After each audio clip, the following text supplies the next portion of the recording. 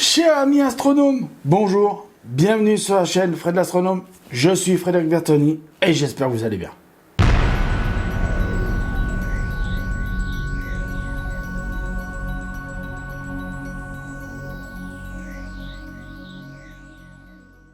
Mes chers amis astronomes, je vais commencer cette vidéo par vous poser une question.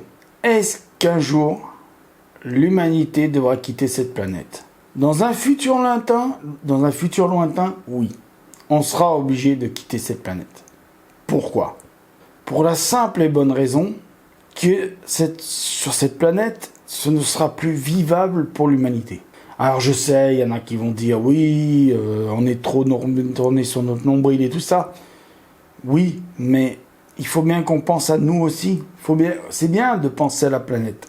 Je vais faire mon mea culpa quand même. Et je vais vous parler un petit peu du fait qu'il faut encore préserver cette planète pendant longtemps. Oui, je suis d'accord avec certains discours qui sont tenus notamment par Polo de la chaîne Neverland.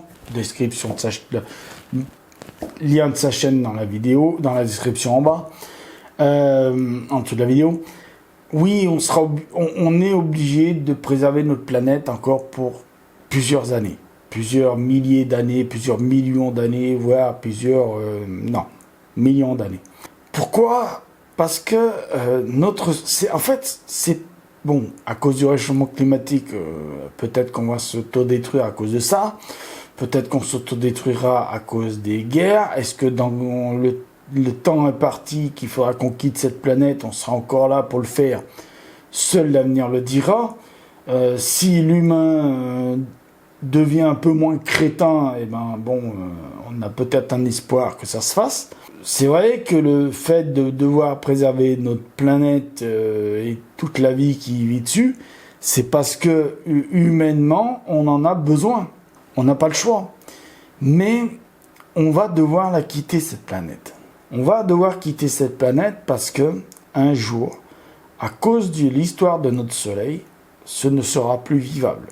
Notre Soleil est à peu près au milieu de sa vie. Donc notre Soleil est une étoile de naine jaune, de taille moyenne, qui fait partie des petites étoiles de la galaxie et du vivier d'étoiles de l'univers, et qui vit à peu près entre 10 milliards d'années. À peu près. Sa longueur de vie est à peu près 10 milliards d'années. Là, on est à peu près à sa moitié. On va pas se mentir, on est à peu près à sa moitié. L'humanité est là, à peu près sur Terre, entre 6,5 et 7 millions d'années. La vie en elle-même est beaucoup plus vieille que ça, puisque les dernières données, d'ailleurs ce sera sujet d'une news dans les prochaines Star News, il paraît qu'ils auraient trouvé des traces de vie qui dateraient de 3,2 milliards d'années sur notre planète. Il y aura même une Star News spéciale, y a-t-il eu de la vie sur la Lune ? Mais ça, ce sera pour une prochaine Star News spéciale. Voilà, donc il faudra qu'on quitte cette planète. Alors, je sais qu'il y en a qui tiennent des discours prosaïquement religieux en disant non, l'homme ne peut pas quitter la Terre. Mais le problème, c'est que ce discours religieux ne tient pas compte d'un truc. D'une toute petite chose, de rien du tout. La vie, le départ de la vie, c'est fait en Afrique. Ça, on le sait, c'est sûr, c'est certain, on en a des preuves. L'homme est apparu en Afrique. Et il est évident que nous ne sommes pas restés en Afrique, puisque il y en a partout sur la Terre, des êtres humains. D'accord ? Pour preuve, c'est qu'il y a des tests ADN qui ont été faits, le génotype de l'ADN qui a été fait, qui dit que moi, et comme tous les 7 milliards d'humains sur la Terre, nous avons une partie de l'ADN qui est commune, c'est-à-dire qui est pareille à tout être humain. Donc on ne peut pas dire, par rapport à cette partie d'ADN, on ne peut pas dire cet homme ou c'est une femme, blond, brun, yeux bleus, yeux verts. On ne peut pas dire. On ne peut pas dire la couleur de sa peau, on ne peut rien dire. La seule chose qu'on peut dire, c'est que cette partie du génotype de notre ADN, c'est ce qu'on appelle la partie africaine. Oui, à quelque part, nous sommes tous africains. Alors, il y en a qui vont dire, oui, mais pourquoi on est blanc aux yeux bleus, blond, et brun aux yeux bleus, machin, et pourquoi il y en a qui sont de couleur peau jaune, pourquoi il y en a qui sont de couleur de peau basanée, pourquoi il y a des blancs, pourquoi il y a des roux, pourquoi il y a des... Pourquoi? Ben, parce que l'homme africain, l'homme et la femme africaine, sont partis du berceau de la vie, sont partis de l'Afrique. Ils sont partis, ils ont été des nomades. Ils ont dit, tiens, plus loin là-bas, j'ai envie d'aller voir ce qu'il y a là-bas plus loin. Et donc, ils sont partis voir plus loin. Et ainsi de suite, et ainsi de suite, et ainsi de suite. Ils ont établi des camps. Il y en a qui ils ont dit, bon, moi je suis bien ici, je reste ici. Puis il y en a qui ont été voir donc, du côté de l'Asie, d'autres qui ont été voir du côté de l'Europe. Et puis il y en a qui ont traversé le détroit de Bering. C'est ce qu'on appelle aujourd'hui des Amérindiens. Voilà, ou des Amazoniens. Oui, parce qu'on peut dire des Amazoniens. Puis voilà, puis il y en a qui sont descendus vers l'Inde, donc des Indiens, puis il y en a qui ont traversé avec des pirogues, ils ont été voir l'Australie, et ainsi de suite, et ainsi de suite. Et on a envahi toute la planète. Et aujourd'hui, quelques 6,5 millions d'années plus tard, eh ben, nous sommes 7 milliards et nous occupons la surface de la planète. Et nous nous sommes adaptés au lieu de vie que nous sommes. Voilà. Pourquoi on a des peaux plus claires? Parce que nous sommes arrivés dans des régions où il y avait moins de soleil. Le soleil tape moins longtemps. Et là, moins... Voilà, tout ça. Pourquoi les Africains sont restés noirs de peau? Et c'est juste la couleur de la peau qui est noire. Hein. À l'intérieur, ils sont pas plus différents que vous et moi. Et ils sont pas plus cons que nous. Hein. Non, ce petit message pour les racistes. Hein. Ils sont aussi intelligents que nous. Voilà. Hein. Si ça peut parler aux petits racistes de merde, hein. C'est juste la couleur de la peau qui est différente. Mais génétiquement, nous sommes tous pareils. Sauf que il y a des parties de notre génétique qui a dû changer pour s'adapter au lieu de vie où on se trouve. Bon, il y a moins de soleil, il y a moins besoin que la peau soit pigmentée. Donc plus on va, par exemple, si on part du nord, on est très blanc. Plus on descend dans les pays ensoleillés, plus la peau fonce. Bon, à un moment, elle arrive noire. C'est juste une couleur de peau. Voilà. Donc, on est ici, nous, blancs. Je vous l'avais expliqué déjà dans une vidéo. D'ailleurs, c'est même Yves Coppens qui l'avait expliqué lui-même dans une conférence que j'avais assistée. Il disait, vous prenez une famille blanche, homme, femme. Ils font des enfants, ils vont être blancs. Jusqu'à là, rien d'anormal. Oui, si vous prenez un homme noir avec une femme blanche, ça va faire un métis. Et une femme noire avec un homme blanc, et c'est pas interdit, ça va faire un métis aussi. Jusqu'à là, rien d'anormal. C'est la génétique. C'est comme ça. C'est pas un bâtard, hein. Non, c'est un être humain. Ok? Donc, si vous prenez cette famille blanc, papa, maman et les enfants, ils partent en Afrique. Oui, en Afrique, il y a du soleil. C'est sûr qu'ils vont bronzer plus facilement qu'ici. Ou ils vont attraper peut-être plus vite des coups de soleil qu'ici. Et peut-être qu'ils vont attraper des cancers de la peau plus vite qu'ici. Alors, c'est pas dit qu'une personne qui a la couleur de peau noire ne doit pas se protéger du soleil aussi. Juste une petite parenthèse. Hein. C'est pas parce qu'ils ont la couleur de peau noire qu'ils sont mieux protégés que nous. Ils sont moins sujets à faire des coups de soleil et moins sujets à faire des cancers parce qu'ils ont la peau qui est mélaninée plus que la nôtre, mais ils peuvent autant attraper des cancers de la peau que nous. Hein? Attention. Hein? Donc cette famille blanche vont vivre en Afrique, ils refont des enfants, ils seront toujours blancs. Jusqu'à là, rien d'anormal. Et puis, même plus tard, il n'y aura rien d'anormal. Et les enfants des enfants restent vivre en Afrique et continuent à vivre en Afrique, Et de génération en génération, de millénaire en millénaire, et au bout d'un certain nombre de millénaires, c'est-à-dire à peu près entre 10 et 15 millénaires, qui seront vécus là-bas, même s'ils ne se sont pas mélangés avec des gens endémiques de l'Afrique, c'est-à-dire ils sont restés entre eux, entre blancs, et ils ont continué à procréer entre blancs, et ben au bout d'un moment, dans leur génération, donc 10, 15 000 ans, ils ne seront pas une génération de blancs, ils seront une génération d'hommes et de femmes noirs. Pourquoi ? Parce que la génétique peut s'inverser pour se réadapter au lieu de vie. Alors, il y en a qui vont dire, oui, mais des hommes blancs, il y en a depuis peut-être 500, 600 ans en Afrique du Sud. C'est pas suffisant pour que la génétique s'inverse. Attention, la génétique s'inverse pas comme ça.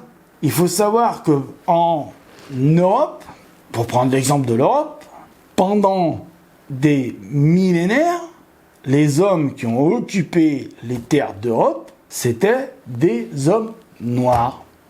Hommes et femmes noirs, qui ont fait des enfants noirs pendant des millénaires, et puis au bout d'un moment, à force de continuer à vivre au même endroit, eh ben, ils se sont adaptés à cet endroit-là. Et donc, à force, la génétique a fait que leur peau est devenue blanche. C'est tout. Parce qu'ils n'avaient pas besoin d'avoir la peau noire, d'avoir ceci, d'avoir cela dans leur génétique. Donc la génétique s'est transformée, mais ça s'est pas fait comme ça. Nota bene, un petit message à monsieur Éric Zemmour, puisque vous avez vu la dernière fois, ces derniers temps, il y a eu une polémique avec monsieur Zemmour. Monsieur Zemmour dit l'Europe, la France est française et depuis machin et tout. Mais il se base sur des temps qui remontent à peut-être à l'an 0. Mais avant l'an 0, il y a eu des gens en Europe.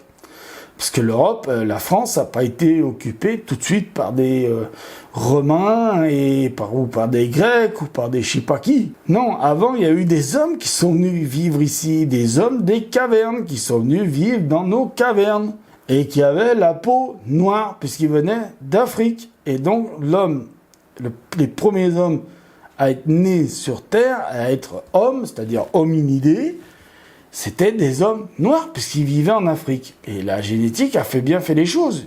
Avec beaucoup de soleil, risque d'attraper des coups de soleil et tout ci, tout ça, a fait en sorte que ces hommes aient la peau noire, pour être plus protégés du soleil, pour être plus habitués à vivre au soleil.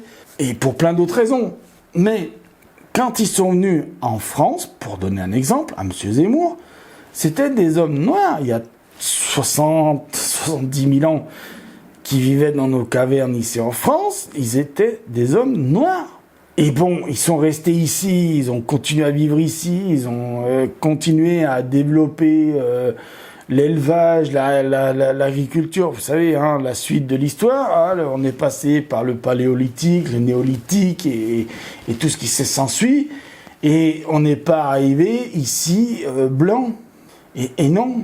Donc, on a à un moment donné quitté le berceau de l'humanité. C'est là où je veux en venir. On a quitté le berceau de l'humanité. On s'est barré alors, il y en a qui sont restés là-bas, hein, puisque nous avons des Africains aujourd'hui, des gens noirs, parce qu'ils sont restés vivre là-bas. Raison ou pas, je sais pas. Hein. Pourquoi pas, puisque de toute façon, il fallait bien occuper les terres.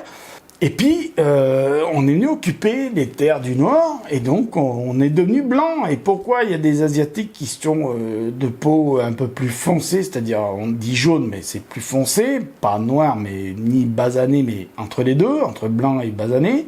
C'est parce que dans leur pays, il y a du soleil comme ceci, du soleil comme cela, et le climat qui fait qu'ils vivent là-bas, et ben ils ont dû s'adapter comme ça. Et pourquoi ils ont des yeux plus fins que nous, c'est-à-dire plus amandés que nous? C'est parce que c'est par rapport à la luminosité.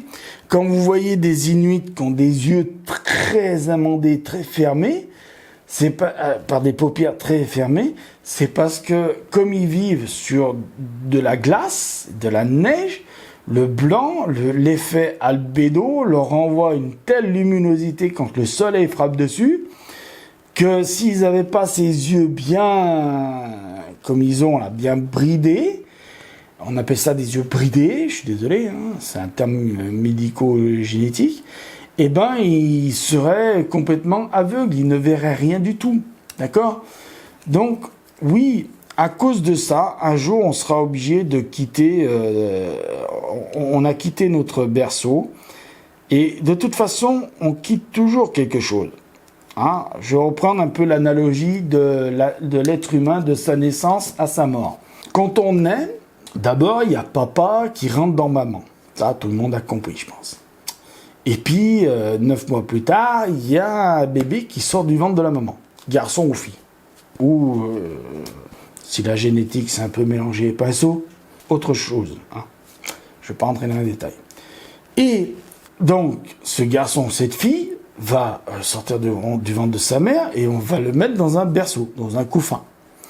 Et au bout d'un moment, eh ben, il va être trop grand et il va quitter ce couffin. On va lui mettre un lit. Il va quitter le lit et un jour, il va être grand, il aura fait des études, il aura trouvé un travail, il aura trouvé un copain ou une copine. Il va se marier avec ce copain ou cette copine et il va aller vivre ailleurs. Donc il va quitter ce qu'on appelle le nid familial. Et ben, un jour, à cause du soleil, qui va devenir trop grand, qui va devenir trop chaud pour la planète, et sur Terre, il fera trop chaud, on sera obligé de quitter cette planète. Mais attention, on va la quitter pas pour une autre planète. Parce que peut-être que d'ici là, on n'en aura pas trouvé une qui sera potentiellement habitable, enfin on en aura peut-être une qui sera potentiellement habitable, qui sera potentiellement acceptable pour qu'on puisse vivre dessus, mais elle sera peut-être occupée. Et on n'aura pas le droit d'aller envahir cette planète au prétexte qu'il faudra qu'on sauve notre huc. Donc, on sera obligé d'en trouver une autre. Et d'ici qu'on en trouve une autre, eh ben, il faudra qu'on apprenne à vivre dans des vaisseaux. Et donc, apprendre à vivre dans des vaisseaux, c'est apprendre à vivre avec les uns et les autres, sans se faire la guerre. Et c'est apprendre aussi à ne pas polluer notre atmosphère artificielle qu'on aura dans nos vaisseaux. Donc pour ça, il va d'abord falloir qu'on apprenne à ne pas polluer notre planète. Il va falloir qu'on apprenne à préserver l'atmosphère de notre planète. Parce que la Terre, il faut la considérer comme un vaisseau. Pas comme une maison, comme un vaisseau. La Terre, c'est notre vaisseau. D'accord ? Bon, le voyage est toujours le même, hein, en 1 an, le tour du Soleil, mais c'est notre vaisseau quand même. En 250 millions d'années autour du centre galactique. Mais c'est notre vaisseau, c'est pas une maison. C'est un vaisseau. Donc on a une atmosphère qui n'est pas artificielle puisqu'elle est produite par la nature de la planète, mais on se doit de préserver le temps qu'on trouve le moyen de quitter cette planète.